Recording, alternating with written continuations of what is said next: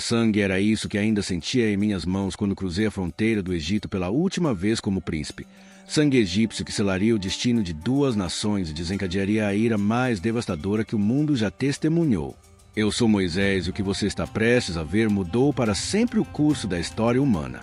Quando o Deus invisível dos escravos quebrou as correntes de um povo esquecido e humilhou o império mais poderoso da terra. O sangue ainda estava fresco em minhas mãos quando cruzei a fronteira do Egito. Sangue egípcio. O sangue daquele capataz que espancava meu irmão hebreu até quase a morte. Uma única pancada havia sido suficiente para silenciá-lo para sempre, mas não para silenciar o eco daquele momento que agora me perseguia através do deserto implacável. Cada grão de areia que o vento jogava em meu rosto parecia sussurrar. Assassino, fugitivo, fracassado. O faraó me queria morto. O homem que me conhecia desde criança, que havia me visto crescer nos corredores de seu palácio, agora tinha posto um preço sobre minha cabeça. 40 anos de privilégio se desfazeram em um único momento de fúria. E ali estava eu, o príncipe do Egito, transformado em nômade sedento, carregando apenas as roupas do corpo e o peso esmagador de um propósito que ainda não compreendia. As memórias me assombravam enquanto caminhava. Via-me novamente como aquele bebê no cesto de junco, flutuando pelas águas do Nilo, enquanto minha verdadeira mãe observava de longe, coração partido pela necessidade de me abandonar para me salvar. O decreto faraônico ecoava em minha mente. Todo menino hebreu deveria morrer. Mas alguém, havia impedido que eu me tornasse mais uma vítima daquele genocídio sistemático, a filha do faraó. Aquela princesa compassiva que me encontrou chorando entre os juncos decidiu desafiar o próprio pai ao me adotar. Ela me deu nome, identidade, futuro. Moisés, tirado das águas. Jamais imaginei o quão profético seria esse nome, nem quantas águas eu ainda atravessaria, dividiria e transformaria. Cresci como realeza egípcia. Aprendi suas línguas, seus costumes, sua sabedoria. Tinha acesso aos melhores tutores, às bibliotecas mais vastas, aos segredos de Estado mais guardados. Mas sempre soube que era diferente. Sempre senti o chamado do sangue que corria em minhas veias. Enquanto outros príncipes se preocupavam com banquetes e caçadas, eu observava pelas janelas do palácio os escravos hebreus carregando pedras sob o sol escaldante. Via seus corpos curvados pelo trabalho forçado, suas costas marcadas pelo chicote, seus olhos sem esperança, e algo dentro de mim se revoltava. Quantas vezes tentei intervir discretamente. Quantas vezes usei minha posição para amenizar o sofrimento de alguns poucos, mas eram gotas d'água em um oceano de opressão. O sistema era imenso, implacável, alimentado pela ganância de uma nação que havia construído sua glória sobre os ossos dos filhos de Abraão, Isaque e Jacó. A primeira vez que visitei as obras de construção, havia sentido algo que não conseguia nomear. Era como se uma voz silenciosa sussurrasse em meu ouvido: estes são seus irmãos. Não irmão de palácio, mas irmãos de sangue, de linhagem, de destino. Ali estava eu, vestindo linho fino e joias de ouro, enquanto eles mal tinham trapos para cobrir o corpo ferido. E então veio aquele dia, o dia que mudou tudo. Vi o capataz egípcio açoitando brutalmente um hebreu idoso que havia tropeçado com a carga. O homem gritava por misericórdia, mas o chicote continuava caindo. Olhei ao redor. Ninguém mais presenciava a cena. Foi quando a fúria tomou conta de mim. Uma fúria que vinha de um lugar mais profundo que minha educação egípcia, mais antigo que minha vida no palácio. Era como se 400 anos de opressão explodissem através de meus punhos. O golpe foi certeiro, mortal. O capataz desabou como um saco de grãos e eu permaneci ali ofegante, contemplando o que havia feito. Enterrei o corpo na areia, mas não pude enterrar a verdade. Eu havia cruzado uma linha da qual não havia retorno. Não era mais um príncipe egípcio observando de longe. Era um israelita que havia derramado sangue por seu povo. No dia seguinte, quando tentei intervir em uma briga entre dois hebreus, a resposta de um deles cortou mais fundo que qualquer lâmina. Quem te fez príncipe e juiz sobre nós? Pretendes matar-me como mataste o egípcio ontem? Meu segredo havia sido descoberto. Não havia mais volta. O exílio forçado no deserto não era apenas uma fuga. Cada passo que eu dava significava mais do que apenas me afastar do Egito. Era um despojamento completo, um arrancar de tudo aquilo que eu acreditava ser. O príncipe Moisés ficou sepultado naquelas dunas. O que caminhava adiante era algo novo, inacabado, esculpido pelo sol inclemente e pela solidão absoluta. 4 décadas de certeza se desfizeram em pouco mais de 40 dias de travessia, rumo ao desconhecido. Quando finalmente vislumbrei as tendas de Midian ao longe, já não era o mesmo homem que fugira do palácio. Eu era apenas um refugiado, um aprendiz de pastor, alguém que precisava aprender a ouvir o silêncio profundo do deserto para, quem sabe um dia, reconhecer a voz que mudaria não apenas minha vida, mas o destino de 2 povos inteiros. O que eu ignorava naquele momento era que minha verdadeira história estava apenas começando nas terras secas de Midian. 4 décadas inteiras, 40 anos, dedicadas a conduzir ovelhas pelas encostas de Midian, haviam transformado o príncipe fugitivo de então em um homem de 80 anos, marcado por cada amanhecer no deserto.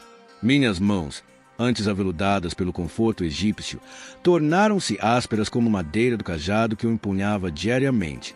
Meu rosto, queimado pelo sol inclemente, estava agora sulcado por linhas que falavam de silêncio, reflexão e longa espera.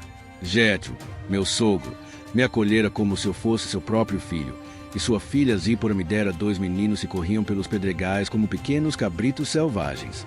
A simplicidade daquela vida havia trazido um tipo de paz que eu jamais conhecera.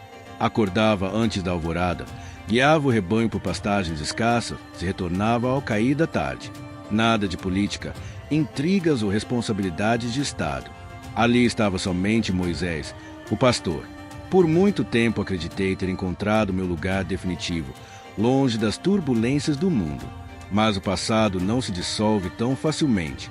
Nas noites silenciosas, quando o vento sussurrava entre as pedras, eu ainda ouvia os lamentos dos hebreus ecoando através dos anos. Via seus rostos aflitos, seus corpos arqueados pelo peso, o suor misturado às lágrimas sob o sol ardente do Egito. E uma pergunta insistente consumia meu espírito: onde estava o Deus de Abraão, de Isaque e de Jacó? Porque permanecia em silêncio enquanto seu povo sofria. Aquela manhã começou como tantas outras. Eu conduzia as ovelhas de Jétro pelas ladeiras do Monte Horebe, seguindo um caminho que conhecia como a palma da mão. O sol mal surgira quando percebi algo incomum adiante, uma luz oscilante entre os arbustos secos. Pensei tratar-se do reflexo matinal nas pedras, mas o brilho continuava firme, pulsante, vivo. Aproximei-me, intrigado. Era apenas um arbusto comum da região, porém estava inteiramente envolto em fogo, um fogo que não consumia. As chamas subiam e desciam como se respirassem, mas cada folha permanecia intacta, cada galho conservava sua forma. Aquilo desafiava toda lógica, toda experiência, tudo o que eu compreendia sobre o mundo. Parei a uma distância prudente, ao mesmo tempo fascinado e apavorado.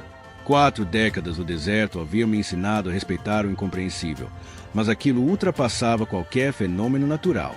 O fogo não soltava fumaça, não estalava, e emanava uma presença tão intensa que cada parte do meu ser parecia estremecer diante dela. Então uma voz ecoou do meio das chamas. Ela me chamou pelo nome, não uma, mas 2 vezes. E eu soube, no mesmo instante, que não era voz humana. Não vinha do céu, nem da terra, mas o próprio centro da sarça resplandecente. A autoridade que havia naquele chamado fez minha alma vacilar. Era como se minha vida inteira estivesse exposta diante de sua pureza. Sem pensar, respondi que estava ali, pronto, tomado por temor reverente. Ele ordenou que eu não me aproximasse e que removesse as sandálias, pois o solo onde eu pisava era sagrado. Tirei-as com mãos trêmulas, cada gesto impregnado de reverência. O chão sob meus pés parecia vibrar com algo que não sei descrever. Era como se eu estivesse diante da própria fonte da existência, da voz que havia criado mundos com um sopro. Foi então que ele se apresentou. Disse ser o Deus de meu pai, o Deus de Abraão, de Isaque e de Jacó. Cobre o rosto imediatamente, não por medo de morrer, mas porque nenhum homem pode contemplar tal glória e permanecer de pé. E a revelação que veio em seguida me rasgou por dentro. Ele havia descido para libertar seu povo da aflição, opressão imposta pelos egípcios. O clamor dos descendentes de Israel havia alcançado seus ouvidos e agora, entre todas as pessoas possíveis, eu seria o instrumento escolhido para sua libertação. Minha primeira reação foi puro pavor, seguido de uma recusa desesperada. Eu Um fugitivo de 80 anos, que mal conseguia organizar frases com clareza, um homem que fracassara como líder na juventude e agora vivia como simples guardador de rebanhos. Como poderia retornar ao Egito e desafiar a autoridade mais temida da terra? Tentei argumentar, protestar, inventar qualquer justificativa que me livrasse de uma missão que me parecia inalcançável. Falei sobre minha dificuldade de falar em público, sobre a possibilidade de que os próprios hebreus não me reconhecessem nem confiassem em mim depois de 4 décadas de ausência. Mas cada argumento era respondido com uma promessa firme. Cada temor meu era dissolvido por uma garantia de poder vindo do alto. Ele me mostrou sinais que ultrapassavam o entendimento. Meu cajado simples de pastor transformou-se numa serpente viva, que me fez recuar de susto, e depois voltou a ser madeira quando tomei nas mãos novamente. Minha própria mão adquiriu uma lepra mortal quando a coloquei no peito, e ficou completamente restaurada ao repetir o gesto. Eram demonstrações de uma força que eu jamais imaginara existir. Mas o instante que redefiniu tudo foi quando ele revelou seu nome. Eu sou o que sou. Aquilo não era apenas um nome, mas uma afirmação de existência absoluta, de eternidade, de soberania ilimitada. Era a resposta silenciosa para todas as vezes em que perguntei por que ele parecerá ausente durante tantos séculos de sofrimento. Ele nunca estivera distante. Apenas aguardava o momento exato para agir. A carga colocada sobre meus ombros naquele instante me esmagou por dentro. Eu já não era apenas um pastor anônimo perdido nas terras áridas de Midian.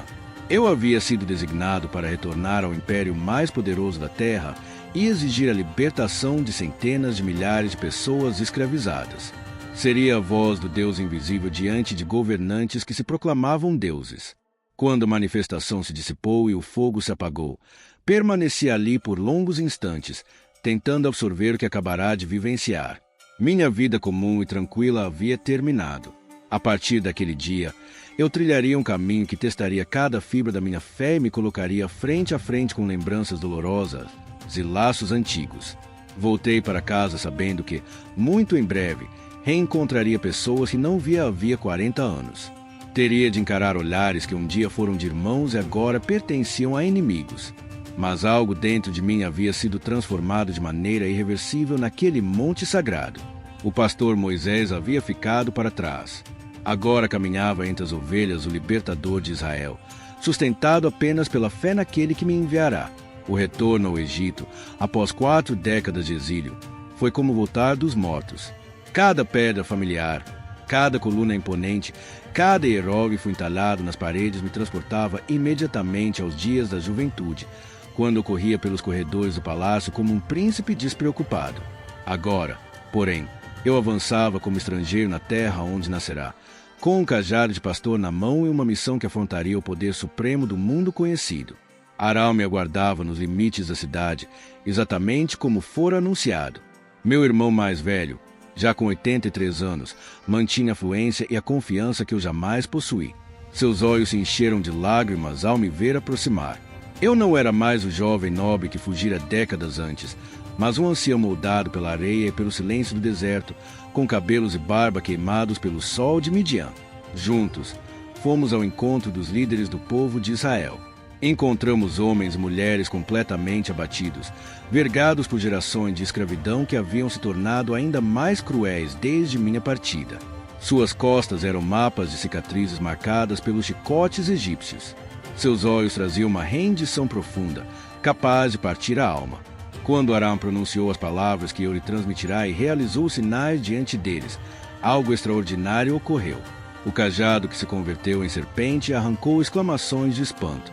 Minha mão, tomada instantaneamente por lepra, fez muitos caírem de joelhos. Mas foi quando derramei água do rio sobre o chão seco e ela se transformou em sangue que o silêncio tomou conta de todos. Eram provas irrefutáveis de intervenção divina. E aquele povo cansado reconheceu imediatamente a ação do Deus de seus pais, finalmente movendo-se em seu favor. Pela primeira vez em séculos, os filhos de Israel se inclinaram e adoraram. Lágrimas desciam pelos rostos marcados. Trabalho forçado os haviam envelhecido antes do tempo. Mães apertavam seus filhos contra o peito, murmurando prece de gratidão que jamais imaginaram pronunciar novamente. O Deus de Abraão, de Isaque e de Jacó não os abandonara. A antiga promessa feita aos patriarcas finalmente estava prestes a se cumprir. Mas conquistar a confiança do meu próprio povo era apenas o primeiro passo. À minha frente estava o verdadeiro confronto. Encarar o homem que, na infância, fora meu companheiro de brincadeiras, meu irmão adotivo, aquele com quem eu dividira segredos do palácio. O faraó diante de mim não era o mesmo que me criara. Aquele governante havia descido ao túmulo muitos anos antes. Este era seu descendente, provavelmente neto, mas trazia a mesma arrogância divina, a mesma convicção de ser um deus em carne. O salão do trono permanecia idêntico à memória que o guardava. Colunas colossais sustentavam um teto pintado com cenas dos deuses do Egito, enquanto escribas e nobres deslizavam em silêncio quase litúrgico. O trono de ouro, cravejado de pedras preciosas que capturavam cada raio de luz, dominava a sala com sua imponência quase sobrenatural. Quando meu nome foi anunciado, um burburinho percorreu as fileiras da corte. Moisés, o príncipe que fugira como criminoso, havia retornado. Alguns cortesãos mais velhos me reconheceram de imediato. Seus olhos se abriram em espanto absoluto. O jovem treinado para a realeza agora voltava como um ancião de aparência profética, com vestes humildes de pastor segurando apenas um cajado simples. O faraó me observou longamente antes de falar. Em seu olhar havia uma mistura insondável de curiosidade, desprezo e talvez, apenas talvez, um traço distante do afeto de um passado esquecido. Ele conhecia as histórias sobre mim. Crescerá ouvindo relatos do príncipe que se voltará contra sua própria classe para defender escravos hebreus. Mas ver-me ali, tantas décadas depois, deve ter sido como contemplar um espectro surgido das areias do tempo. Minha petição ecoou pelo salão como trovão abafado. Permitir que o povo de Israel viajasse ao deserto para adorar seu Deus por 3 dias. Palavras simples, mas carregadas com o peso de 4 séculos de cativeiro. Não eram apenas um pedido, era uma afronta à estrutura econômica, religiosa e política do Egito. A resposta do faraó era previsível, mas ainda assim feriu como lâmina. Quem era o Deus dos hebreus para que ele, um soberano divino, devesse obedecê-lo? No entendimento dele, os deuses do Egito tornavam sua nação invencível. O Nilo era uma divindade viva. Ra, seu pai celestial, e ele próprio, a encarnação de Horus, porque se submeteria a um Deus invisível de um povo escravizado. Apresentei os sinais que me foram dados, mas os magos da corte replicaram cada um com suas artes ocultas. Meu cajado tornou-se serpente, o deles também. A diferença é que a minha devorou-as demais, um presságio daquilo que estava por vir. Ainda assim, o coração do faraó se fechou com força dobrada.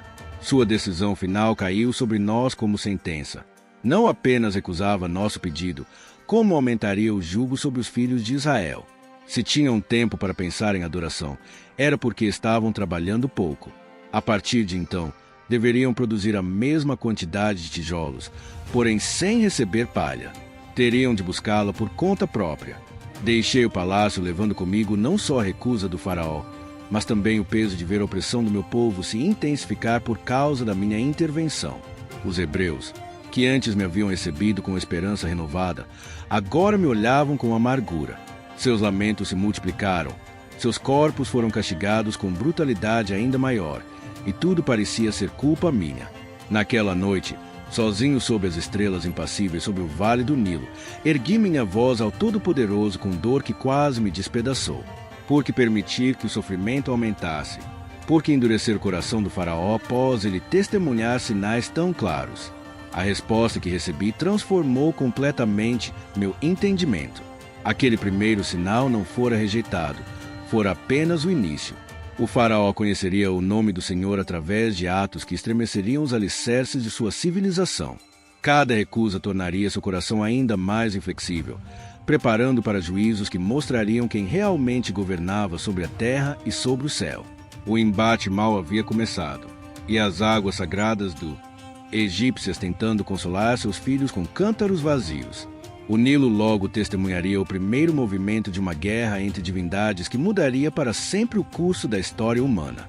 O amanhecer do dia seguinte trouxe uma clareza dolorosa sobre o que estava prestes a ocorrer. Não haveria mais tentativas diplomáticas ou demonstrações suaves de autoridade. O Todo-Poderoso havia declarado guerra aos pilares da civilização egípcia.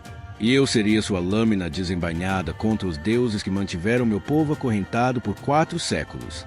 Dirigi-me ao Nilo na primeira luz da manhã, quando o faraó realizava o ritual de adoração ao rio sagrado, uma cerimônia que eu conhecia desde a infância. O soberano, proclamado descendente divino de Ra, caminhava com majestade até as águas que sustentavam o Egito, oferecendo incenso e preces ao Deus que supostamente controlava as enchentes anuais. Ver aquele homem, que crescerá comigo nos corredores do palácio, curvando-se diante de águas que em poucos instantes se tornariam um instrumento de julgamento, despertou em mim uma mistura peculiar de compaixão e de firmeza inabalável. Arão caminhava ao meu lado, segurando o cajado que se tornará símbolo do poder que representávamos.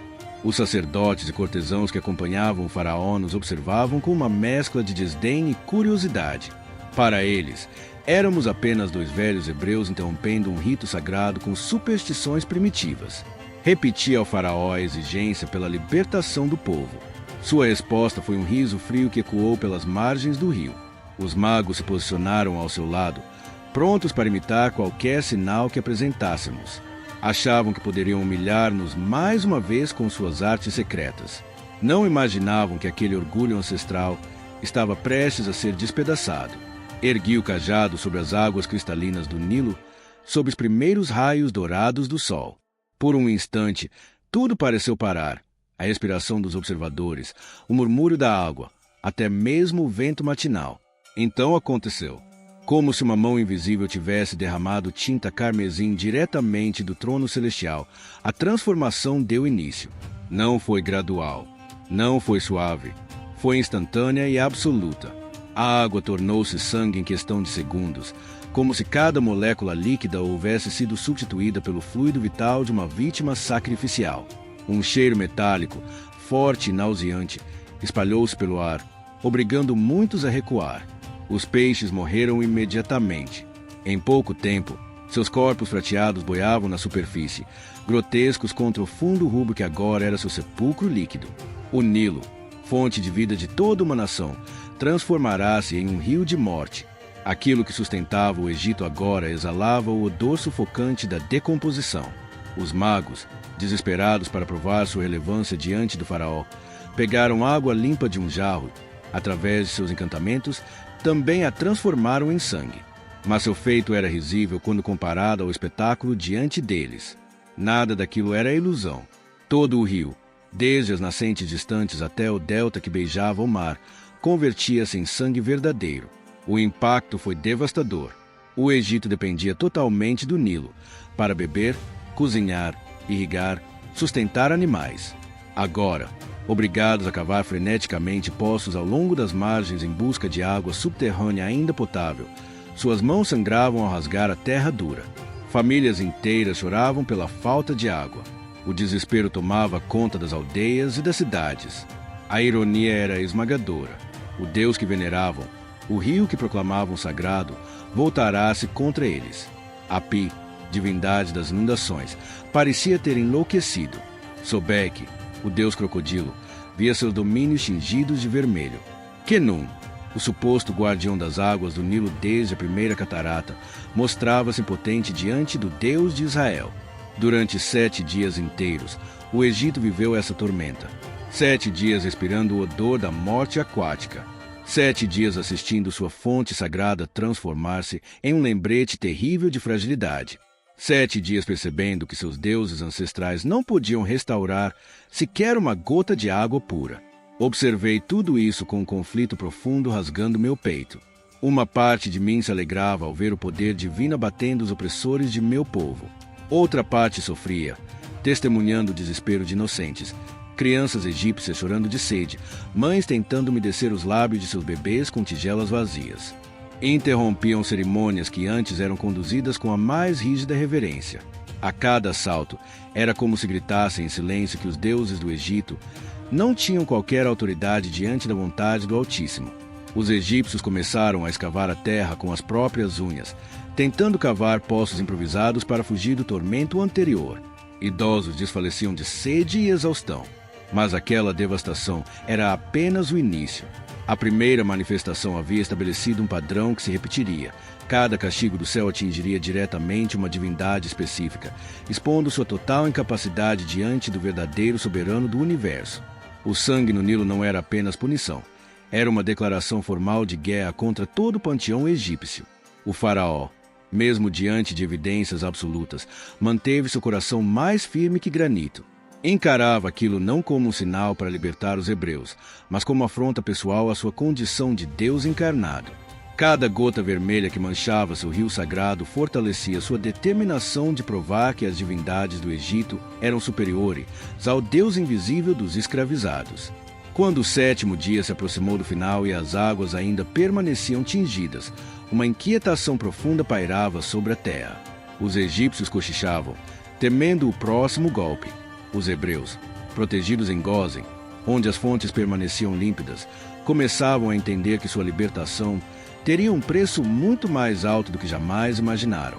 O silêncio que tomou o vale do Nilo naquela 7ª noite não era tranquilidade, era apenas a respiração contida antes da próxima tempestade. Quando a semana de sangue finalmente terminou e o rio voltou à sua aparência normal, um alívio fugaz se espalhou pelo Egito. Mas aquela sensação durou menos do que um suspiro. O coração do faraó seguia endurecido e o Todo-Poderoso apenas preparava o braço para o golpe seguinte. O segundo confronto ocorreu no mesmo local sagrado onde as águas haviam sido transformadas. Desta vez, porém, eu sabia que presenciaria algo ainda mais perturbador para a mente egípcia. Não seria apenas a contaminação de um elemento natural, mas a invasão dos espaços mais íntimos e sagrados do Egito por criaturas associadas tanto à fertilidade quanto à repulsa, as rãs, símbolos da deusa Héquia. Quando ergui novamente o cajado sobre o Nilo restaurado, a resposta foi imediata e estrondosa. O som começou como um murmúrio longínquo, mas logo explodiu em um rugido de milhares de vozes que ecoava por todo o vale. Milhões de rãs emergiram simultaneamente das águas, formando um coro ensurdecedor que parecia ascender do próprio mundo inferior. Não eram poucas dezenas, nem algumas centenas. Era uma massa incontável que cobria totalmente a superfície do rio, transformando as águas em um manto verde vivo, pulsante, um tapete que se movia com um ritmo próprio. Seus coachares se multiplicavam em ondas que tornavam impossível qualquer conversa. Mas o verdadeiro pavor começou quando saíram da água. As rãs não se contentaram em ocupar as margens. Avançaram em grupos organizados, como se obedecessem à ordem de um comandante invisível. Marcharam em ondas sucessivas rumo a cidades, aldeias, povoados, deslocando-se com determinação, como se soubessem exatamente onde causariam maior desconforto. Entravam nas casas pelos menores espaços, subiam paredes, atravessavam janelas, escorregavam por baixo das portas. Nenhuma barreira era suficiente para detê-las. Os egípcios corriam desesperadamente tentando selar suas moradias, mas para cada abertura fechada, as rãs descobriam 10 outras para invadir. A invasão dos quartos foi especialmente traumática. Famílias inteiras despertavam no meio da noite ao sentir criaturas frias e úmidas saltando sobre seus corpos. Crianças gritavam apavoradas ao descobrir rãs sob os travesseiros, escondidas nas roupas de cama, até mesmo entre seus cabelos. Pais tentavam protegê-las, mas era uma luta inútil contra um exército que parecia multiplicar-se sem fim. As cozinhas se converteram em cenários de caos. Rãs saltavam para dentro de panelas ferventes, estragando refeições que levaram horas para preparar. Outras pulavam para dentro de fornos acesos, produzindo um cheiro nauseante de carne queimada, que se misturava ao odor já sufocante de milhões de anfíbios espalhados por toda parte. Jarros de água, cestos de grãos, potes de azeite, nada escapava da contaminação. Nem mesmo os templos foram poupados. Os lugares sagrados, onde os egípcios acreditavam que seus deuses habitavam, foram profanados de modo metódico. Rãs saltavam sobre altares dedicados a Ra, defecavam sobre imagens de Ísis, interrompiam ritos conduzidos a gerações com temor reverente. Era como se o próprio céu dissesse: seus deuses não podem proteger nem o próprio solo onde se ajoelham. O pó que antes repousava silencioso nos cantos havia se transformado num enxame vivo que se movia como se respirasse. Não havia superfície limpa. Não havia refúgio. Não havia lugar onde o corpo pudesse descansar por um instante sem sentir dezenas de criaturas minúsculas rastejando pela pele. Os sacerdotes, guardiões da pureza ritual, estavam desesperados. Seus templos, outrora impecáveis, haviam se tornado charcos fétidos durante a praga das rãs e agora eram completamente profanados pelos enxames de parasitas que se infiltravam nos altares, nos objetos sagrados e até mesmo nas roupas cerimoniais. Era uma ironia cruel para uma sociedade obcecada com limpeza e ordem. Os egípcios realizavam banhos rituais várias vezes ao dia, raspavam todos os pelos do corpo para manter pureza, seguiam normas rígidas de higiene que consideravam ordens divinas. Agora viviam num mundo onde era impossível dar um único passo sem pisar em alguma criatura. Comer se tornará uma roleta desesperada. Dormir era um tormento constante. Os magos da corte, que haviam conseguido imitar os primeiros sinais com truques e encantamentos, tentaram novamente reproduzir o fenômeno, mas dessa vez fracassaram de forma humilhante. O máximo que conseguiram foi invocar alguns poucos insetos, uma quantidade risível diante da avalanche viva que consumia o país. Pela primeira vez, admitiram diante do faraó algo que pairava no ar desde o início. Isto é o dedo de Deus. Era uma confissão involuntária de derrota. Mesmo assim, o faraó permaneceu inflexível. A praga dos piolhos foi diferente das anteriores. Não houve aviso, não houve desafio, não houve diálogo entre mim e o soberano egípcio. Apenas uma execução direta, certeira e inescapável. O próprio chão havia se tornado inimigo do Egito, como se cada partícula de terra se transformasse em testemunha e acusadora dos séculos de opressão. O desespero se espalhou entre os egípcios. Homens arrancavam as roupas na tentativa inútil de livrar-se dos parasitas. Mulheres batiam nos próprios corpos com panos molhados, tentando afastar a ardência constante na pele. Crianças choravam sem descanso, coçando feridas que rapidamente se inflamavam.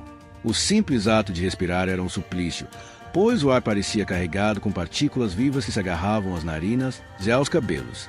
Para uma civilização que se orgulhava de sua aparência impecável, aquela invasão microscópica era uma humilhação além de qualquer descrição. E ainda assim, nada mudou no coração do faraó. Mesmo vendo seus sacerdotes impotentes, seus magos derrotados, seu povo mergulhado num tormento sem precedentes, ele se agarrou à própria arrogância como um afogado que se recusa a soltar a pedra que o arrasta ao fundo. A cada demonstração de poder divino, seu orgulho se tornava mais rígido, mais inflexível, mais cego. Uma lição sombria se tornava clara. A misericórdia fortalecia sua resistência. O alívio alimentava sua rebeldia. O padrão divino continuava a se desenrolar, golpe após golpe, atingindo pilares religiosos, políticos e espirituais do Egito com precisão cirúrgica. Sangue havia violado o rio sagrado. Rãs haviam invadido cada espaço íntimo. Piolhos haviam profanado cada corpo e cada altar. E, como eu já sabia no íntimo, aquilo era apenas o início da jornada. Havia se acumulado nos cantos, nas frestas entre as pedras, nos pisos de terra batida. Tudo havia se transformado numa massa pulsante de insetos microscópicos e vorazes. A tortura era constante e inescapável. Os piolhos perfuravam a pele com suas pequenas mandíbulas, sugando o sangue e deixando marcas vermelhas que coçavam incontrolavelmente. Pessoas se arranhavam até sangrar, tentando aliviar a coceira torturante que se espalhava por cada centímetro de seus corpos. Crianças choravam dia e noite, incapazes de dormir devido às picadas constantes. Os animais sofriam igualmente.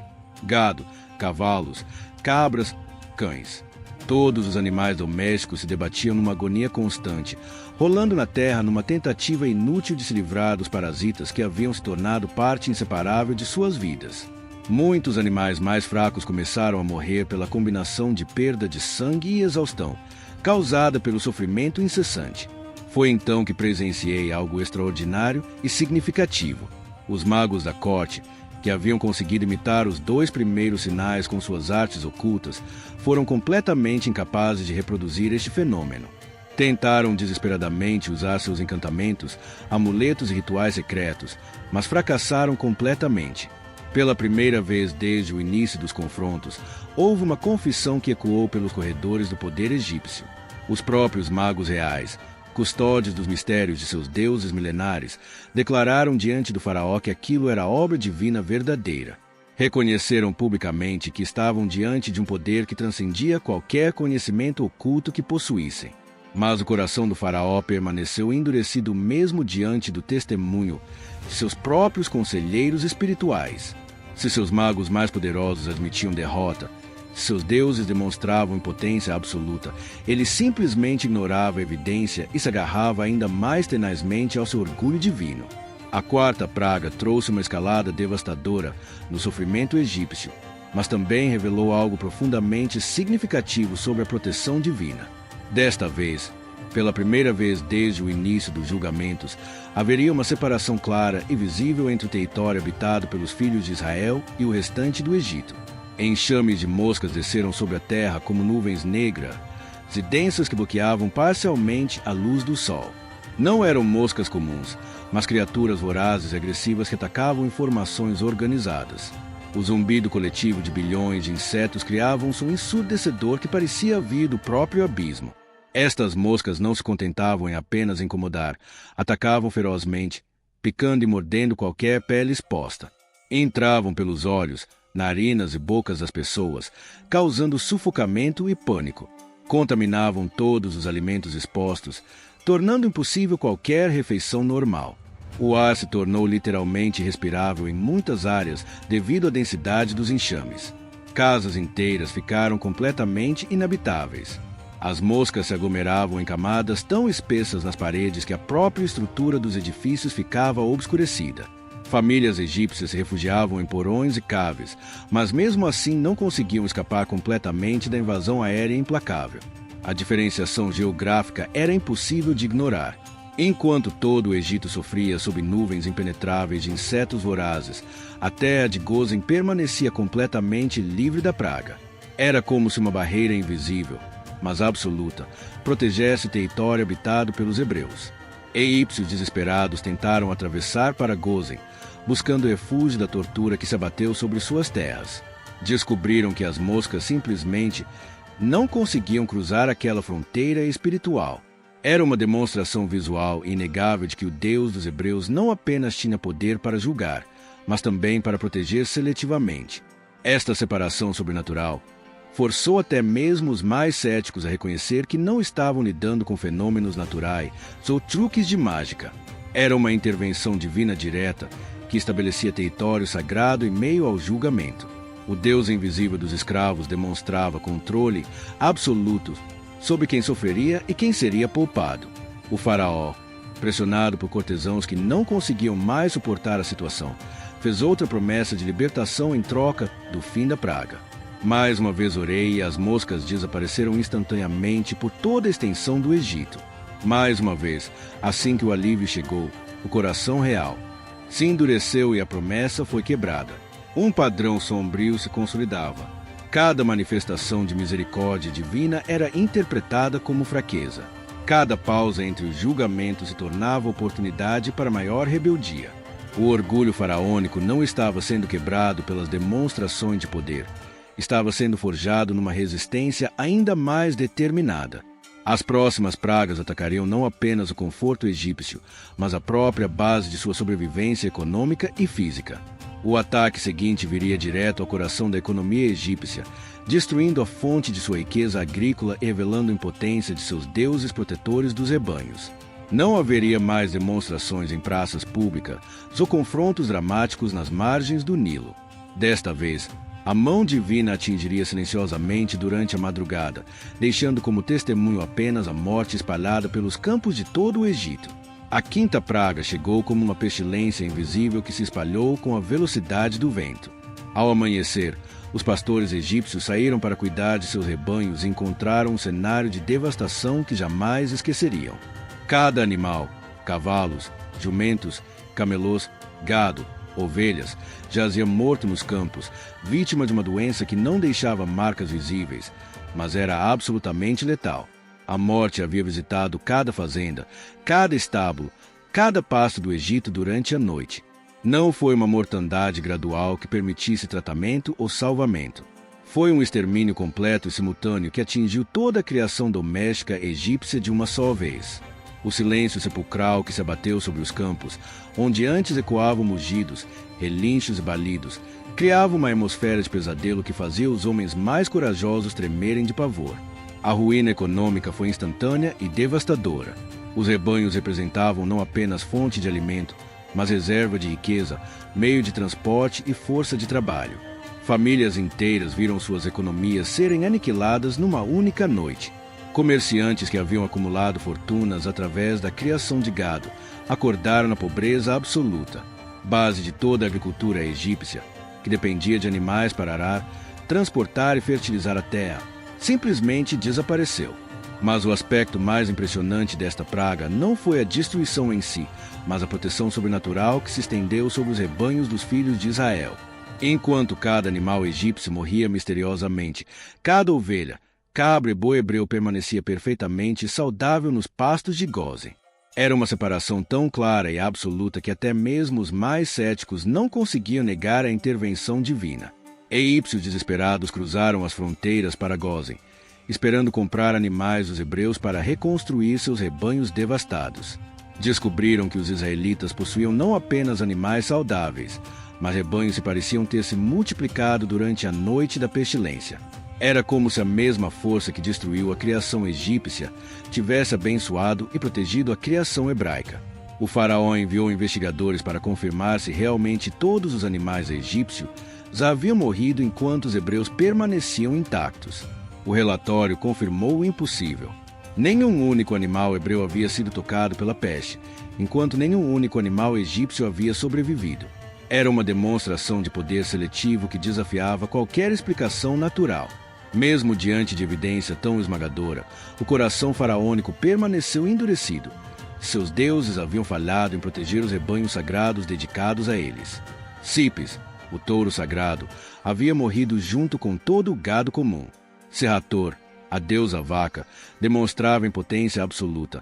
Ele simplesmente ignorava os sinais e se agarrava ainda mais tenazmente ao seu orgulho divino. A sexta praga trouxe o sofrimento diretamente para os corpos dos opressores. Não haveria mais separação entre aqueles que ordenavam a opressão e aqueles que a executavam.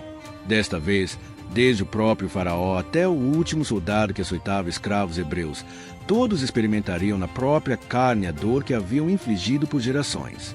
Peguei cinza do forno, símbolo do trabalho forçado dos hebreus, que produziam tijolos dia e noite para as construções faraônicas, e a lancei para o alto diante do palácio real. A cinza se espalhou como uma nuvem fina e invisível que cobriu todo o Egito, carregada pelo vento para cada canto da nação orgulhosa. O efeito foi imediato e agonizante. Úlceras purulentas começaram a brotar na pele de cada egípcio, desde os nobis mais refinados até os trabalhadores mais humildes. Não eram feridas superficiais que pudessem ser facilmente tratadas.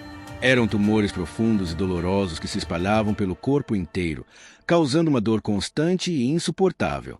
As úlceras não escolhiam posição social ou riqueza. Atacavam faraós e escravos com a mesma intensidade implacável. Cortesãos que viviam no luxo se contorciam de dor da mesma forma que soldados rasos.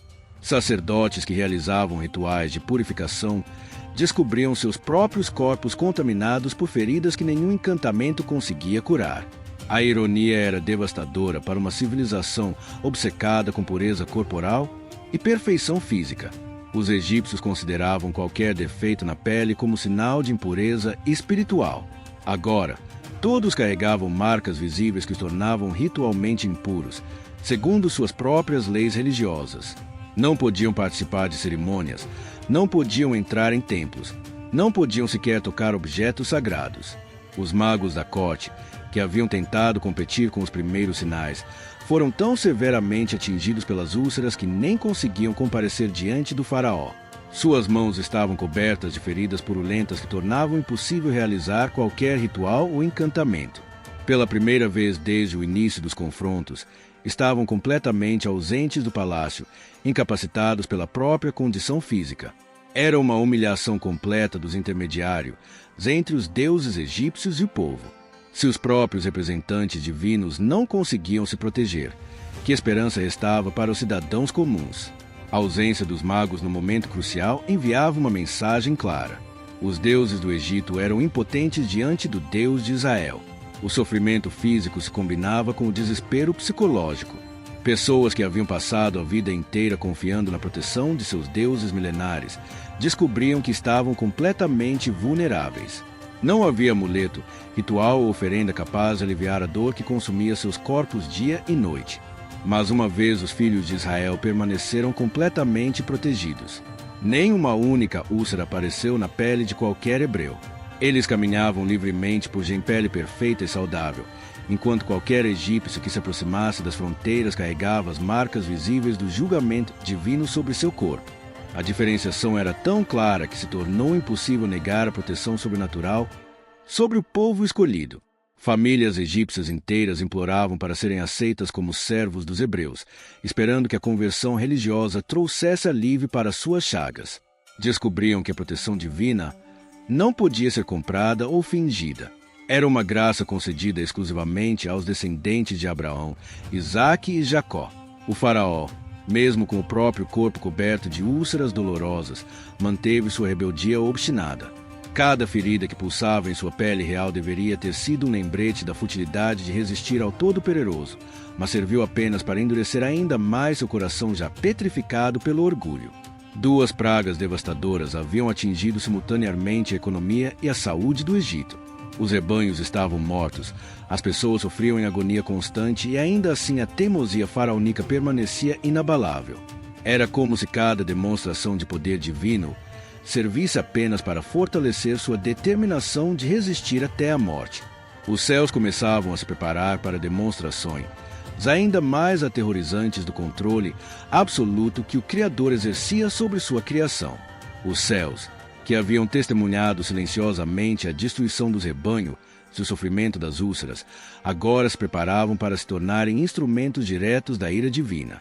Não seria mais apenas a terra que se rebelaria contra seus opressores, seria toda a criação celestial que desceria em fúria para demonstrar quem realmente controlava os elementos que os egípcios adoravam como deuses. A 7ª praga trouxe uma tempestade que desafiava qualquer fenômeno natural que o Egito já havia presenciado. Não era simplesmente chuva forte ou vento intenso. Uma demonstração apocalíptica de poder que transformou o céu numa fonte de terror que fazia a terra tremer sob seus pés. Estendi meu cajado em direção aos céus e a resposta foi imediata e aterrorizante. Nuvens negras se formaram do nada, engolindo a luz do sol numa velocidade impossível. Em questão de minutos, o dia se transformou numa noite artificial carregada de uma energia elétrica que fazia os pelos do corpo se arrepiarem instintivamente. O ar se encheu de uma tensão palpável que parecia prenunciar o fim do mundo. Então começou a saraiva. Mas não eram pedras de gelo comuns que caíam das alturas. Eram projéteis maciços do tamanho de punhos cerrados, alguns ainda maiores, que desciam com força destrutiva, capaz de quebrar ossos e esmagar crânios. O barulho ensurdecedor de milhões de pedras de granizo batendo simultaneamente na terra criava um som como se os próprios céus estivessem desabando sobre o Egito. O que tornava a tempestade ainda mais aterrorizante era o fogo que descia misturado com o gelo. Raios constantes cortavam o céu escurecido, mas em vez de simplesmente relampejarem e desaparecerem, desciam até o solo como línguas de fogo que se espalhavam e queimavam tudo que tocavam. Era uma contradição impossível. Fogo e gelo caindo simultaneamente dos céus, destruindo com elementos opostos que colaboravam numa dança de devastação. Árvores centenárias foram despedaçadas em minutos. Troncos grossos que haviam resistido a tempestades por décadas quebraram como gravetos sob o impacto implacável das pedras de gelo.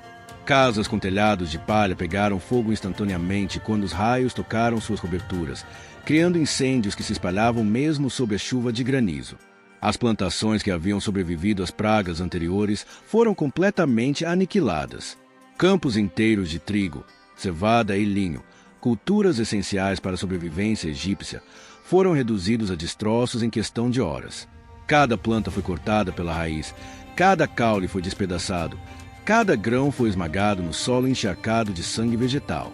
Homens e animais que foram apanhados ao ar livre durante a tempestade sofreram ferimentos terríveis ou morreram instantaneamente.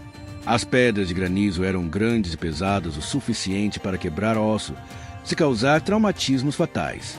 Aqueles que conseguiram se abrigar a tempo assistiram, através de janelas e frestas, a devastação completa de tudo que permanecerá do lado de fora. Mas Novamente, a separação sobrenatural se manifestou de forma inequívoca. Enquanto todo o Egito era açoitado por esta tempestade apocalíptica, a terra de Gozem permanecia sob um céu claro e sereno. Era possível ver literalmente onde terminava a proteção divina e começava o julgamento. Uma linha invisível, mas absoluta, que mantinha o povo hebreu completamente seguro, enquanto seus vizinhos sofriam devastação total. Egípcios que conseguiram fugir para Gozem durante a tempestade descobriram algo extraordinário. No momento exato em que cruzavam a fronteira espiritual, as pedras de granizo simplesmente paravam de cair sobre eles. Era como se uma cúpula invisível protegesse aquele território, criando uma zona de paz absoluta em meio ao caos destrutivo que consumia o resto da nação. A tempestade durou horas, mas quando finalmente cessou, revelou um Egito irreconhecível. Cidades inteiras pareciam ter sido bombardeadas por um exército invisível. Campos que antes eram verdejantes, agora pareciam campo de batalha, cobertos de destroços vegetais manchados com o sangue de animais e pessoas que não conseguiram se proteger a tempo. Pela primeira vez desde o início das pragas, alguns cortesãos egípcios começaram a questionar abertamente a sabedoria de resistir ao Deus dos hebreus. Aproximaram-se do faraó, implorando que permitisse a partida dos israelitas, antes que pragas, ainda piores, destruíssem completamente o que restava de sua civilização. Mas o coração real permanecia petrificado pelo orgulho. A 8ª praga chegou como um exército organizado vindo do horizonte, o que começou como uma nuvem escura distante. Se revelou uma invasão de gafanhotos em proporções que desafiavam a imaginação humana. Não eram enxames locais que pudessem ser combatidos com fogo ou fumaça. Era uma migração coordenada de trilhões de insetos vorazes que escureceram completamente o céu. O som era ensurdecedor. O bater coletivo de trilhões de asas criava um zumbido constante que podia ser ouvido a quilômetros de distância. Era como se o próprio ar vibrasse com a presença dessa multidão insaciável que se aproximava para devorar tudo que restara das pragas anteriores. Quando os gafanhotos pousaram, cobriram literalmente cada superfície disponível. O solo desapareceu sob camadas espessas de insetos que se moviam como um tapete vivo e faminto. Casas, árvores, cercas, tudo ficou completamente obscurecido pela massa de criaturas que se aglomeravam umas sobre as outras numa densidade impossível. A devastação agrícola foi absoluta e sistemática. Os gafanhotos devoraram tudo que havia crescido após a tempestade de Saraiva, mas não pararam aí. Comeram até mesmo os brotos mais novos que tentavam emergir do solo devastado. Devoraram cascas de árvores, folhas secas, qualquer vestígio de matéria vegetal que pudesse ser encontrado. Em questão de dias, transformaram o Egito num deserto estéril. Não restou nem mesmo grama para alimentar os poucos animais que haviam sobrevivido às pragas anteriores. A paisagem se tornou marrom e morta, como se uma seca de anos tivesse consumido toda a vida vegetal, numa única semana de destruição voraz. O desespero econômico era total. Não havia mais colheitas para sustentar a população. Não havia forragem para alimentar os animais de trabalho que restavam. Não havia matéria vegetal para as indústrias que dependiam de linho, papiro e outros produtos agrícolas. O Egito estava literalmente morrendo de fome. Mais uma vez, cortesãos desesperados imploraram ao faraó que cedesse às exigências de libertação. Alguns chegaram a questionar abertamente se valia a pena destruir completamente a nação para manter os hebreus escravizados. Mas o orgulho faraônico se revelava mais forte que qualquer consideração prática. O faraó chegou a me chamar junto com Arão, oferecendo uma libertação parcial. Os homens poderiam partir para adorar, mas as mulheres e crianças deveriam permanecer como garantia de retorno. Era uma negociação desesperada de quem começava a perceber que estava perdendo uma guerra impossível de vencer. Mas a exigência divina era clara. Todo o povo deveria ser libertado, sem exceções ou condições. Quando essa demanda foi rejeitada, os gafanhotos permaneceram devorando mesmo os últimos vestígios de vida vegetal que tentavam brotar do solo devastado. Somente quando o faraó implorou especificamente pela remoção desta praga, prometendo novamente a libertação total, é que orei para que os gafanhotos fossem removidos. Um vento oriental poderoso se levantou instantaneamente, carregando toda a nuvem de insetos para o Mar Vermelho, onde se afogaram sem deixar rastros. Mas assim que o alívio chegou e a terra voltou a respirar livremente, o coração faraônico se endureceu mais uma vez. A promessa foi quebrada, como todas as anteriores, e a teimosia real se revelou mais forte que qualquer devastação que pudesse ser infligida sobre sua nação. 8 demonstrações devastadoras de poder divino haviam reduzido o Egito a uma sombra de sua antiga glória. Mas ainda estavam 2 pragas finais que atacariam não apenas o corpo e a economia, mas a própria alma da civilização egípcia, mergulhando-a numa escuridão que faria todas as pragas anteriores parecerem apenas ensaios para o ato final desta guerra entre deuses. 8 demonstrações devastadoras de poder divino haviam reduzido o Egito a escombros, mas o coração do faraó permanecia mais endurecido que granito. Chegará o momento de atacar não apenas o corpo ou a economia de seus opressores, mas a própria psique coletiva de uma civilização que adorava a luz como divindade suprema. A 9ª praga seria um assalto direto contra Ra, o Deus Sol, revelando sua impotência absoluta diante do Criador de todas as luminárias. Estendi meu cajado em direção aos céus pela penúltima vez, sabendo que o que viria a seguir mergulharia toda uma nação no terror mais primitivo que a mente humana pode experimentar. Não seria apenas ausência de luz, seria a presença tangível de uma escuridão que podia ser tocada, respirada, sentida como uma substância viva que sufocava a alma. A transformação foi instantânea e absoluta. Em pleno meio-dia, quando o sol egípcio brilhava em todo o seu esplendor, no ponto mais alto do céu, uma escuridão sobrenatural desceu sobre toda a terra do Egito, como uma cortina negra impenetrável. Não foi o escurecer gradual de um eclipse ou a chegada natural da noite. Foi uma extinção súbita e completa de toda forma de luz. Esta escuridão transcendia qualquer fenômeno natural. Era densa, palpável, opressiva de uma forma que desafiava a compreensão humana. Egípcios estendiam as mãos à frente dos rostos e não conseguiam ver nem mesmo os próprios dedos. Era como se uma substância negra e viscosa tivesse se materializado no ar, envolvendo cada pessoa numa prisão individual de trevas absolutas. O terror psicológico foi imediato e devastador. Uma civilização inteira que baseava sua identidade religiosa na adoração ao sol descobriu que sua divindade suprema havia sido completamente anulada por um poder superior. R, o Criador da Luz, o pai de todos os deuses egípcios, demonstrava impotência total diante do Deus de Israel. Seus raios dourados, suas bênçãos vitais, sua presença reconfortante. Tudo havia sido engolido por uma escuridão que nem seus sacerdotes mais poderosos conseguiam explicar ou reverter. As pessoas tropeçavam constantemente, perdendo completamente a orientação espacial em suas próprias casas. Mães não conseguiam encontrar seus filhos mesmo quando estavam no mesmo cômodo.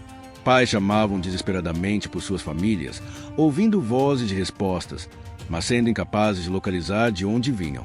Era como se cada pessoa tivesse sido isolada numa bolha individual, de escuridão impenetrável. O pânico se espalhava como fogo. Pessoas que tentavam acender tochas descobriam que as chamas simplesmente não conseguiam penetrar aquela escuridão sobrenatural. Velas eram acesas e produziam calor, mas sua luz era imediatamente engolida pelas trevas, como se jamais tivesse existido. Era uma escuridão que devorava a própria luz, criando uma realidade impossível que quebrava todas as leis físicas conhecidas. Durante 3 dias consecutivos, o Egito permaneceu mergulhado nesta escuridão palpável. 3 dias sem conseguir realizar qualquer atividade normal. 3 dias de paralisia total de uma civilização inteira. 3 dias provando que sua divindade solar era impotente diante do verdadeiro soberano do universo. A imobilidade era completa. Egípcios ficavam literalmente presos onde estavam quando a escuridão desceu, incapazes de se mover com segurança devido à completa ausência de orientação visual. Alguns tentavam tatear pelas paredes, mas perdiam rapidamente a noção de direção e ficavam girando em círculos sem conseguir encontrar nem mesmo as portas de seus próprios quartos. A angústia psicológica se intensificava hora após hora. A escuridão não era apenas visual, era espiritual, criando uma opressão que pesava sobre a alma como uma pedra gigantesca. Pessoas relatavam sensações de sufocamento, mesmo respirando normalmente, como se as próprias trevas estivessem consumindo o ar ao redor delas. Mas o aspecto mais impressionante e humilhante desta praga era a separação sobrenatural, que mais uma vez se manifestava com clareza absoluta. Enquanto todo o Egito permanecia mergulhado numa escuridão que podia ser tocada, cada habitação dos filhos de Israel em Gós brilhava com luz natural e clara. Não era apenas que os hebreus tinham luz, era que possuíam a mesma luminosidade que sempre conheceram, como se a praga simplesmente não existisse em seu território. Famílias israelitas continuavam suas atividades normais. Crianças brincavam sob o sol. Agricultores trabalhavam nos campos sob um céu azul e claro que contrastava drasticamente com a escuridão absoluta que cercava suas fronteiras. Egípcios desesperados tentavam se arrastar às cegas em direção a Gósen, seguindo rumores de que ali havia luz. Aqueles que conseguiam chegar às fronteiras do território hebreu testemunhavam algo que desafiava qualquer explicação racional, uma linha divisória perfeitamente definida entre trevas e luz, entre julgamento e proteção divina. Era possível para um egípcio estender a mão através da fronteira invisível e vê-la iluminada pela luz que banhava Gósen, enquanto o resto de seu corpo permanecia mergulhado na escuridão opressiva. Alguns chegavam a enfiar apenas a cabeça através da barreira espiritual, experimentando o alívio instantâneo da opressão psicológica, mas descobrindo que não podiam permanecer ali. Eram rejeitados por uma força suave, mas inflexível, que os empurrava de volta para as trevas. Durante estes 3 dias de horror, ouvi relatos de egípcios que enlouqueceram temporariamente devido ao terror constante. A combinação de escuridão absoluta, isolamento forçado e humilhação espiritual quebrava mentes que não estavam preparadas para enfrentar a realidade de que seus deuses milenares eram impotentes. Alguns sacerdotes de Er entraram em colapso mental ao perceber que todos os seus rituais solares, todas as suas orações matinais, todos os seus encantamentos dedicados ao Deus Sol não conseguiam produzir nem mesmo um raio fraco de luz. Era o fim de toda uma cosmologia religiosa que havia sustentado a civilização egípcia por milênios. No 3º dia, quando a escuridão finalmente se dissipou e a luz natural retornou ao Egito, o alívio foi tão intenso que muitos egípcios caíram de joelhos, chorando apenas por conseguir ver novamente. Mas o dano psicológico havia sido feito. A confiança na supremacia de seus deuses estava irremediavelmente abalada. O faraó me chamou mais uma vez, sua voz carregando uma exaustão que não conseguia mais disfarçar. Ofereceu uma concessão ainda maior. Todo o povo poderia partir para adorar, mas os rebanhos deveriam permanecer no Egito como garantia de retorno. Era a oferta mais generosa que havia feito até então, revelando o quanto aqueles 3 dias de treva haviam afetado mesmo sua determinação aparentemente inabalável. Mas a exigência divina permanecia absoluta, libertação completa, sem condições ou garantias. Todo o povo, todos os rebanhos, todos os bens, tudo deveria ser libertado sem restrições. Quando rejeitei esta última tentativa de negociação, algo mudou definitivamente no semblante faraônico. Sua resposta final ecoou pelo palácio como uma sentença de morte. Nunca mais eu deveria aparecer diante dele, pois no dia em que visse meu rosto novamente, eu morreria. Era uma ameaça desesperada de quem havia perdido toda a autoridade moral, mas ainda se agarrava ao poder político através da intimidação. Minha resposta foi profética e sombria. Ele estava certo. Jamais veria meu rosto novamente. Mas antes que nossa última conversa terminasse, haveria uma praga final que faria todas as anteriores parecerem apenas advertências gentis. Uma praga que atingiria cada lar egípcio de forma tão devastadora, que o próprio faraó imploraria não apenas pela nossa partida, mas nos expulsaria do Egito carregado de presentes, para que fossemos embora o mais rapidamente possível. A meia-noite se aproximava e com ela viria o juízo final, que selaria para sempre o destino de 2 nações. A 10ª praga não seria como as outras, não atacaria plantações, animais ou mesmo conforto físico dos egípcios. Esta seria uma lâmina afiada, cortando diretamente no coração de cada família, arrancando o que havia de mais precioso em suas vidas e deixando o vazio que jamais poderia ser preenchido. Era o juízo final, o ato derradeiro de uma guerra espiritual que testaria os limites da resistência humana contra a vontade divina. Antes que a meia-noite fatal chegasse, precisei preparar meu próprio povo para um ritual que os protegeria da destruição que varreria o Egito. Era a instituição da Páscoa, um memorial eterno que selaria para sempre na memória coletiva dos filhos de Israel o preço terrível de sua libertação e a misericórdia que os poupou da morte. Cada família hebraica deveria escolher um cordeiro perfeito, sem defeito algum, e guardá-lo por 4 dias. para observar sua integridade. Na tarde do 14º dia do mês, ao pôr do sol, deveriam sacrificá-lo e aspergir seu sangue nos umbrais, nas vergas das portas de suas casas. Era um sinal visível para o anjo destruidor que passaria por todo o Egito naquela noite terrível. O sangue não era apenas um marcador, era uma declaração de fé. Cada família que obedeceu a este mandamento estava proclamando sua confiança absoluta na proteção divina, mesmo diante da ameaça de morte que pairava sobre toda a terra. Era um ato de coragem extraordinária pintar as portas com sangue quando sabiam que a própria morte caminharia pelas ruas durante a madrugada. Observei meu povo realizar este ritual com uma mistura de solenidade e terror sagrado. Pais explicavam aos filhos pequenos por que estavam marcando suas casas com sangue, tentando manter a voz firme enquanto seus corações se apertavam pensando no que aconteceria aos vizinhos egípcios que haviam conhecido por décadas. Mães preparavam a refeição da Páscoa com lágrimas escorrendo silenciosamente por seus rostos, sabendo que aquela seria uma noite que mudaria para sempre suas vidas. A carne do cordeiro deveria ser assada inteiramente e consumida com ervas amargas e pães sem fermento. Nada poderia ser deixado para o dia seguinte. Tudo deveria ser queimado antes do amanhecer. Era uma refeição de urgência. Comida em pé, com os lombos cingidos e sandálias nos pés, prontos para partir a qualquer momento quando a ordem de libertação finalmente chegasse. Enquanto as famílias hebraicas se preparavam para a noite mais importante de sua história, uma tensão sobrenatural começava a se abater sobre todo o Egito. Era como se a própria atmosfera se espessasse com a proximidade do juízo final. Animais ficavam inquietos, sem motivo aparente. Cachorros uivavam incessantemente e uma sensação de mau presságio pesava sobre cada coração egípcio. A meia-noite chegou com um silêncio sepulcral que parecia sugar todo o som da terra. Então, numa sincronia impossível e aterrorizante, começou o lamento que ecoaria por toda a extensão do Egito, como um coro ensurdecedor de desespero humano. Não foi um grito ou um choro, foi um gemido coletivo que brotou simultaneamente de milhares de lares onde a morte havia entrado como um ladrão silencioso. Em cada casa egípcia, do palácio real à mais humilde cabana de camponês, o primogênito masculino havia morrido instantaneamente. Não importava a idade, bebês de colo, crianças brincalhonas, jovens adultos em sua força máxima, homens maduros com responsabilidades familiares. Todos os primogênitos foram tocados pela mão invisível da morte no mesmo momento exato. O que tornava esta tragédia ainda mais devastadora era sua natureza silenciosa e inexplicável. Não havia sinais de violência, doença ou ferimento. Os mortos simplesmente pareciam ter adormecido pacificamente, mas nenhum poder humano conseguia despertá-los.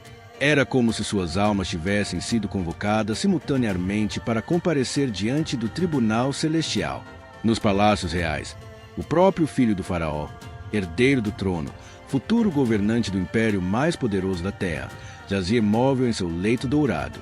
Toda a pompa e magnificência que cercava sua vida, todos os planos grandiosos para seu futuro, toda a educação refinada que havia recebido, tudo se tornou instantaneamente irrelevante diante da realidade implacável da morte. Nas casas dos nobres, primogênitos que haviam sido criados com luxos inimagináveis destinados a ocupar posições de poder, foram encontrados mortos em seus quartos ornamentados. Suas mães, acostumadas a ter todos os seus desejos atendidos por servos, agora se debatiam numa dor que nenhuma riqueza poderia aliviar ou remediar. Nas humildes residências dos trabalhadores, pais que haviam investido suas esperanças futuras em seus filhos mais velhos, descobriam que seus sonhos haviam morrido junto com eles. Eram homens simples que trabalhavam de sol a sol para sustentar suas famílias, se agora contemplavam o rosto pálido daqueles que representavam a continuidade de suas linhagens. O lamento que se levava por todo o Egito não era apenas de pais e mães enlutados. Era o pranto de uma civilização inteira que perdia sua próxima geração de líderes, guerreiros, sacerdotes, artesãos e camponeses. Era o som de um futuro sendo arrancado brutalmente do presente, deixando apenas um vazio ensurdecedor, onde antes havia esperança e continuidade. Nas prisões, primogênitos que cumpriam sentenças por crimes diversos foram encontrados mortos em suas celas. A morte não fazia distinção entre inocentes e culpados, entre virtuosos e criminosos. Era um juízo que transcendia julgamentos humanos e atingia exclusivamente baseado na posição de nascimento em cada família. Até mesmo os animais primogênitos morreram naquela noite terrível. Gado, ovelhas, cabras, todos os primeiros filhotes de cada espécie foram atingidos pela mesma morte misteriosa que varreu os lares humanos. Era como se toda a criação estivesse pagando o preço pela teimosia de um homem que se recusava a reconhecer a soberania do Criador. Durante toda aquela noite de horror, nenhum único lar hebreu foi tocado pela morte. O sangue aspergido nos umbrais havia cumprido sua função protetora de forma absoluta. Famílias israelitas permaneciam acordadas, ouvindo os lamentos que ecoavam no território egípcio, agradecendo em silêncio pela misericórdia que as havia poupado da devastação que consumia seus vizinhos. Algumas mães hebraicas chegaram a chorar pelos filhos egípcios que conheciam pessoalmente, crianças com quem seus próprios filhos brincavam, jovens que haviam crescido diante de seus olhos. A proteção divina não diminuía a compaixão humana por aqueles que sofriam, mesmo sendo de um povo que os havia oprimido por séculos. Quando o amanhecer finalmente chegou, revelou um Egito irreconhecível. Não era apenas uma nação enlutada, era uma civilização quebrada que havia perdido toda a sua próxima geração de liderança em uma única noite. O silêncio que se seguiu aos lamentos da madrugada era ainda mais perturbador que os gritos de desespero. O faraó, que havia perdido seu próprio herdeiro, enviou mensageiros urgentes me convocando ao palácio. Não era mais o homem orgulhoso e desafiador que eu havia enfrentado durante meses. Era um pai despedaçado, um rei quebrado, um homem que finalmente compreendeu que havia estado lutando contra um poder infinitamente superior ao seu.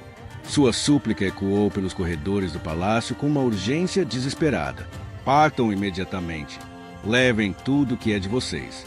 Levem até mesmo nossos rebanhos como pediam, mas vão embora antes que todos nós morramos.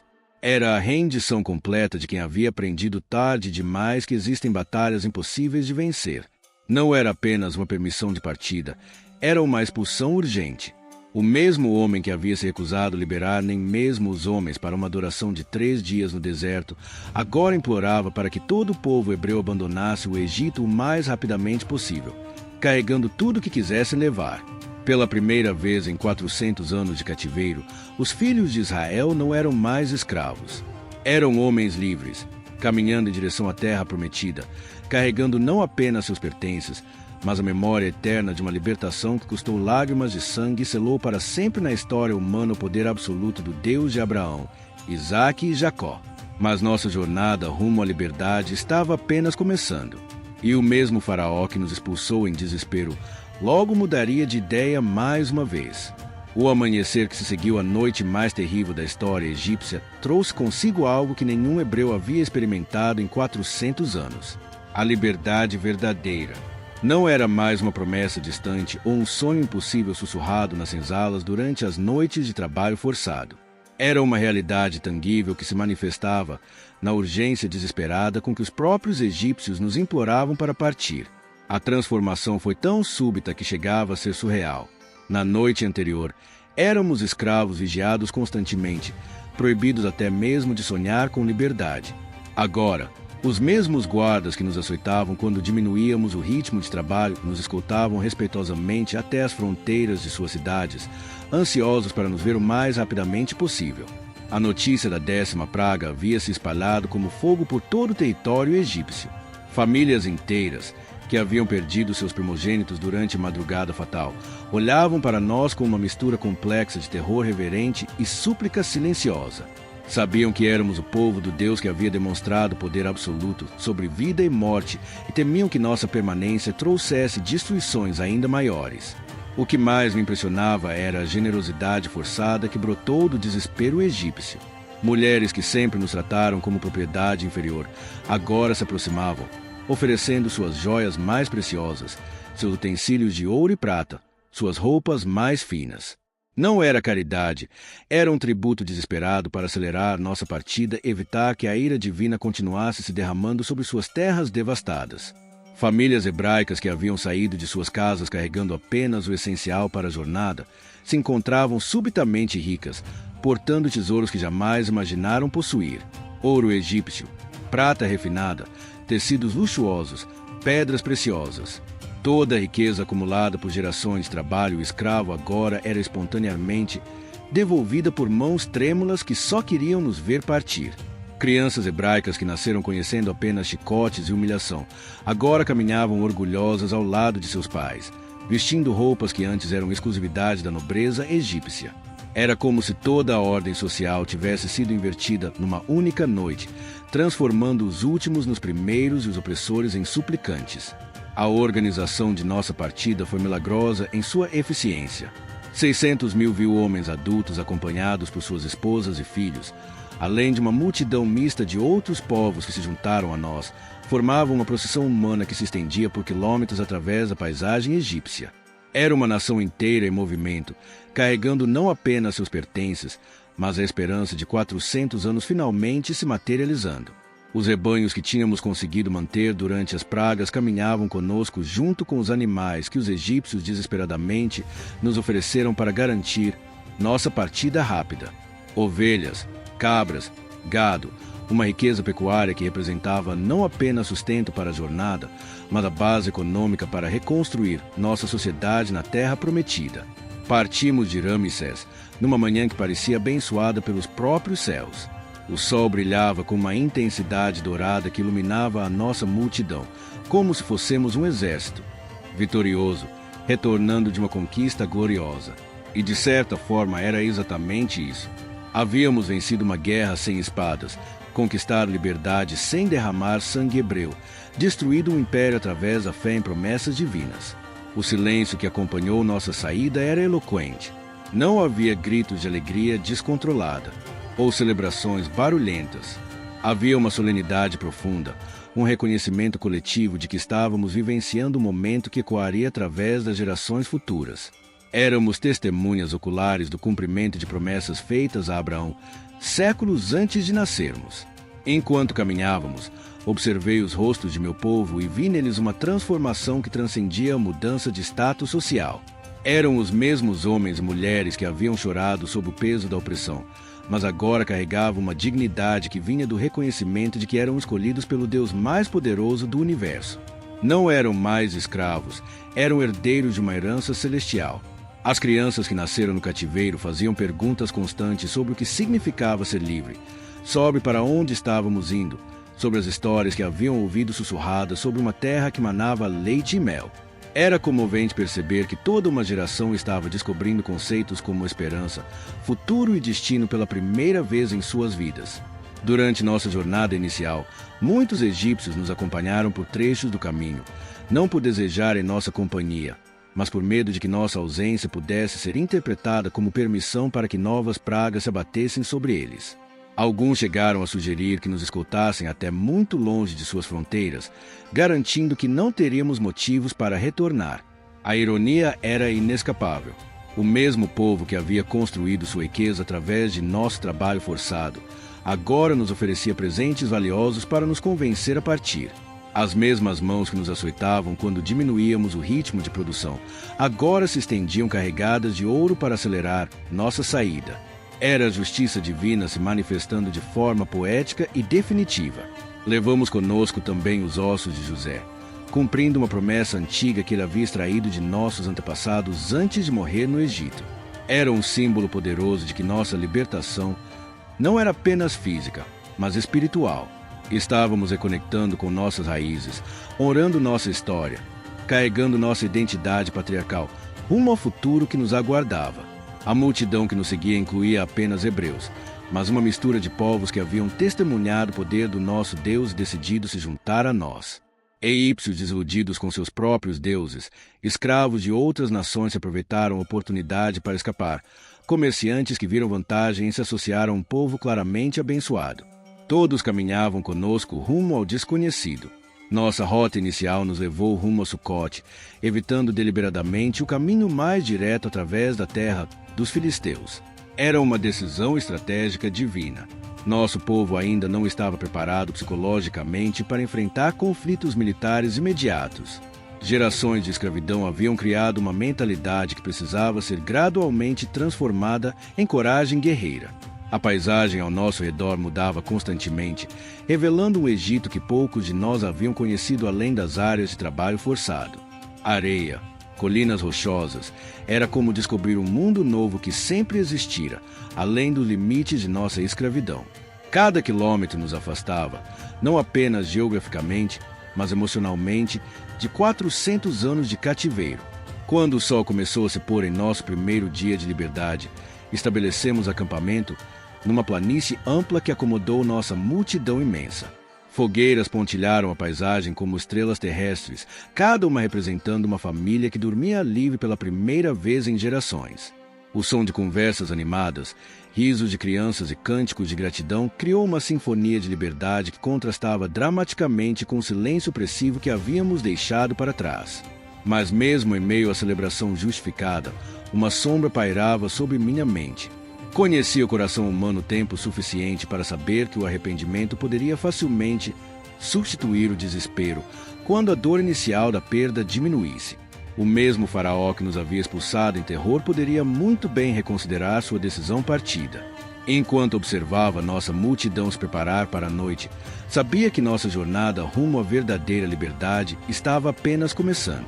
Atrás de nós ficará um império quebrado, mas ainda poderoso, liderado por um homem cuja teimosia havia custado muito caro e que poderia facilmente decidir que o preço de nos deixar partir era alto demais para aceitar permanentemente. À frente se estendia um deserto imenso e impiedoso, onde águas eram escassas, alimento inexistente. Teríamos que aprender a confiar numa provisão que desceria dos céus e brotaria das rochas. Mais adiante ainda, uma montanha fumegante nos aguardava, onde a própria voz do Todo-Poderoso ecoaria através das nuvens e trovões, gravando em pedra os mandamentos que governariam nossa nova sociedade. Mas antes de chegarmos àquele monte sagrado, antes de recebermos as tábuas da lei, antes mesmo de provarmos o pão celestial que sustentaria nossa peregrinação, teríamos que enfrentar uma última demonstração do poder que nos libertara. As águas se abririam como cortinas para revelar um caminho seco no meio do impossível. Nossa liberdade seria selada para sempre nas profundezas de um mar que se tornaria túmulo. Apenas então, cantando vitória nas praias da redenção definitiva, começaríamos verdadeiramente nossa jornada, rumo à terra prometida.